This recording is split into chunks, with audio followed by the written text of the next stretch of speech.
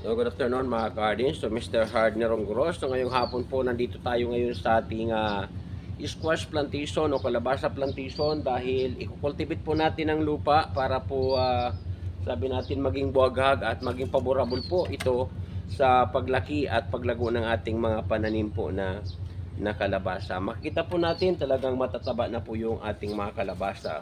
Pero mas lalo pa silang tataba kung dadamihan po natin yung lupa na ilalagay natin sa puno nila. Kasi pag marami ang lupa, mas marami din yung nutrients o sustansya o taba ng lupa na magagamit ng ating pananim para po sila ay tumaba. Okay, so lumaki at magbigay ng maraming bunga. So yung ginagawa natin. Kaya samahan niyo po ako dahil i-cultivate po natin yung lahat ng puno ng ating mga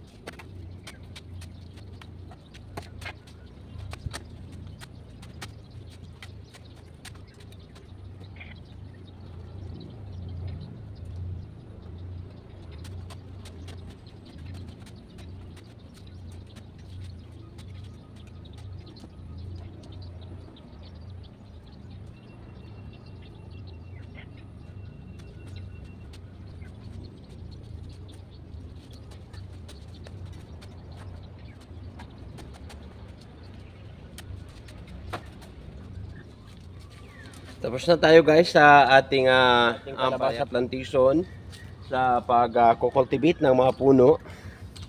Makita nyo po, so bali na-cultivate na po natin yung mga puno ng ating squash. Yan. So para talaga mas lalo pa po silang tumaba.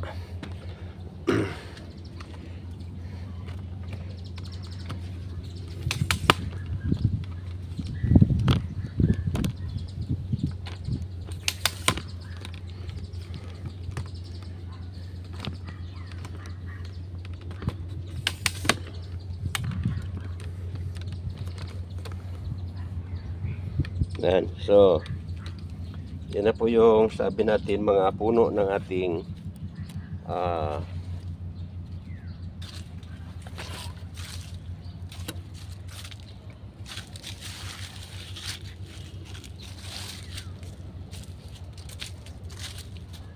so lahat po na cultivate na natin yung mga puno.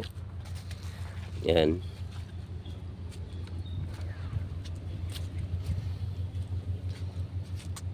Meron tayo dito ng mga bagong lipat, makita po natin. So bago lang yan kasi nga meron pa naman ng buffer na seedling. Kaya itinanim na rin po natin. Yan, so mga buffer po yan. So kahit papano, magamit pa rin natin kahit yung mga sabi natin, mga extra seedling natin. Tinanim na po natin dito kasi alam natin na makakahabol pa naman yan. So yun. So malinis na po yung ating squash plantation. So inasahan po natin na talagang makakapagbigay po ito sa atin ng maraming bunga. So yun po guys, yan lang po guys ang ating cultural practices na in-apply para po sa hapong ito. Siyempre yung pag-cultivate at yung pagdilig ng mga pananim natin. So yan yung gagawin natin ngayon ay magdidilig na po muna tayo.